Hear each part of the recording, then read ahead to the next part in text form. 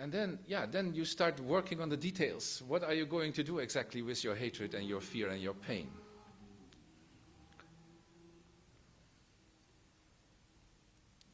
Then you have to understand that most of your emotions come from your past. And the reason why they cause problems is that they have never been integrated during the course of your life. You were not able to do so. They were too strong. A child has very strong emotions, huh? Very strong. Much stronger than an adult. So if there are threatening emotions like pain and fear and so on and so forth, many children cannot cope with that. So these emotions are going to be denied, suppressed. And by suppressing them, they will be separated from your consciousness. And that can last a lifetime. And then, in later life, you start going on your spiritual path and you open up, because spirituality is opening up. And by opening up, not only the beautiful things pop up, but also those things from the past which have been suppressed until then. So, that is a challenge.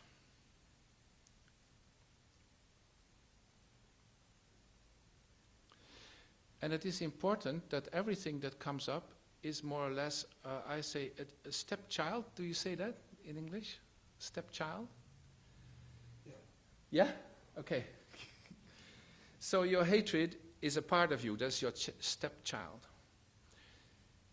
And in later life, you have the opportunity to still integrate it, which you were not able to do when you were young. So it is a process of integration. It is a process of embracing. What would be totally wrong is if you would be in some kind of philosophy who says that this kind of thing is your negativity and you should keep it out of your system. That is the worst thing that could happen with you. Because that is based on a wrong understanding. That is based on an idealistic philosophy who say you are pure and everything else is negativity and you should keep a distance from them. And you should instead start thinking positively. Well, there is nothing wrong with thinking positive in a positive way, of course. But with unprocessed parts from the past, your policy should be the other way around. They are parts of you, they were denied, they were not part of your system during a lifetime. You open up and you still have the chance to still integrate them.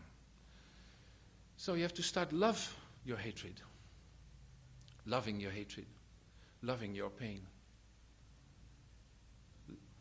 loving your anguish, loving your negativity.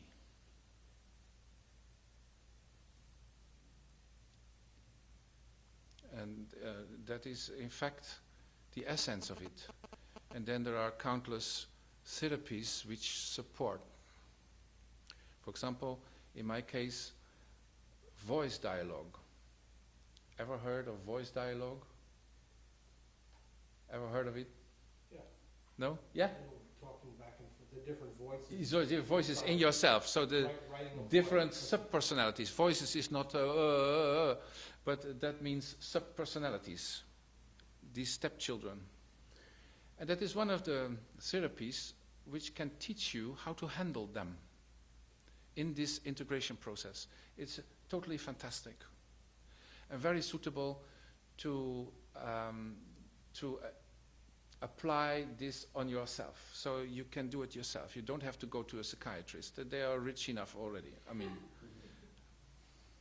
here in America. Huh? Don't go to psychiatrists and don't go to lawyers. That's I've learned.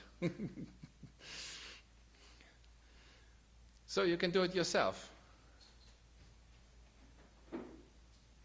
Somebody wants to get in. Is that the beginning of an answer to you? That doesn't mean it is easy. In my case, it has lasted at least 15 years. And what can help you is that the problems will never end. If you have the stress of the idea that you have to solve them, then you create extra stress, you know, because every time you think you have solved something, then something else pops up, giving you more stress.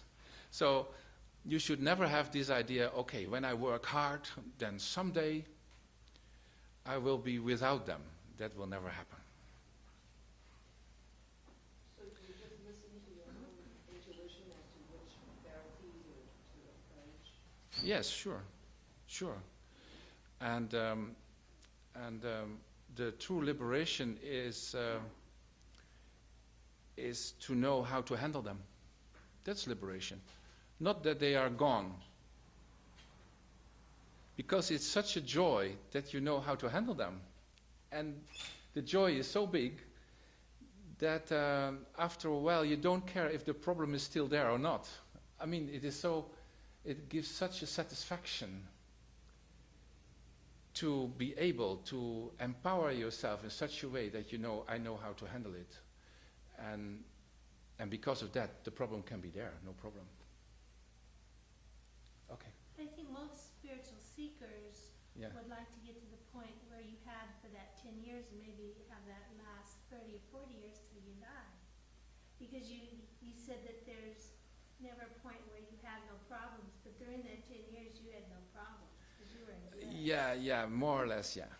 So it's sort of like that's the ideal that... Exactly, that is the ideal what spiritual seekers have. Yeah. Right? Well, I mean, most of us are, but it won't happen, but why not? Yeah, I think in many cases this is due to the behavior of the teachers. Because many teachers would let you believe that you can reach it. Because if you believe that, then you will stay being a disciple of them, you know. But maybe if you started teaching when you're in the middle of that 10 years and you said, I've been in bliss for 5 years, we'd all say, well, how did you do it? Show us how, right? Yeah, but let's say, I was very favored to discover that this is only half the story.